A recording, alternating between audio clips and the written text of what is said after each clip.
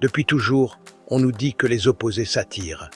C'est une croyance profondément ancrée dans nos relations et nos interactions. Mais que se passe-t-il lorsque cette idée est en réalité fausse? Que se passe-t-il si ce mythe vous éloigne des personnes avec qui vous seriez réellement compatibles? Aujourd'hui, je vais vous montrer pourquoi cette idée pourrait ruiner vos relations et vous révéler la vérité cachée derrière la compatibilité humaine. L'idée que les opposés s'attirent trouve ses racines dans l'observation d'un phénomène physique simple.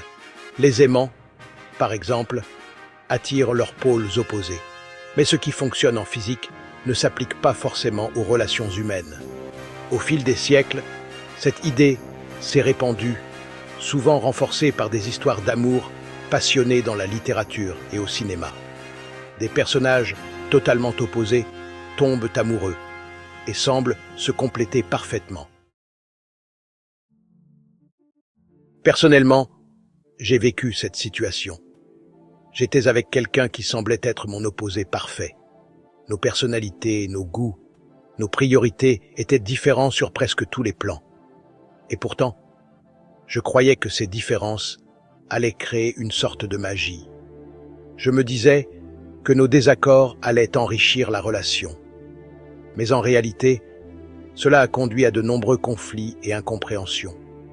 Nos différences, au lieu de nous rapprocher, nous ont éloignés. C'est là que j'ai commencé à remettre en question ce mythe. La science vient appuyer cette remise en question. De nombreuses études en psychologie des relations montrent que ce sont les similitudes et non les oppositions qui renforcent les relations à long terme. Les couples qui partagent des valeurs communes, des centres d'intérêt et des modes de vie sont plus à même de durer dans le temps. Cela ne signifie pas que les différences sont forcément mauvaises, mais elles ne doivent pas être le fondement d'une relation solide. Une étude menée par le docteur Markman en 2018 a démontré que 85% des couples ayant des valeurs et des intérêts communs rapportaient une plus grande satisfaction conjugale, contre seulement 50% pour ceux qui affichaient des différences marquées. Certains pourraient dire « mais j'ai vu des couples totalement opposés qui sont heureux ensemble ». Et c'est vrai, il y a des exceptions.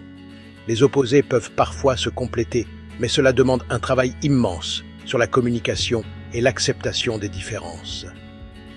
Ces exceptions sont souvent celles où les deux individus ont appris à travailler sur leurs différences, à les accepter et à les intégrer dans leur relation.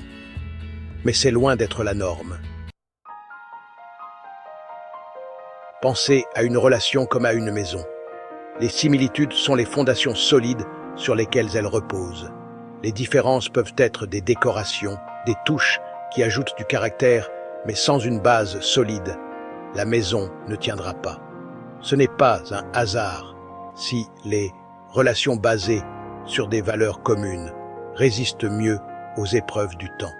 La prochaine fois que vous entendrez quelqu'un dire que les opposés s'attirent, souvenez-vous qu'il ne s'agit que d'une idée parmi d'autres.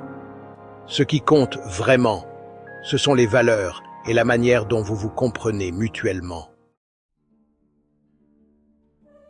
Quelle est votre expérience avec ce mythe? Avez-vous déjà vécu une relation où les différences ont tout changé? Partagez vos réflexions et ne manquez pas ma prochaine vidéo où nous explorerons un autre mythe populaire.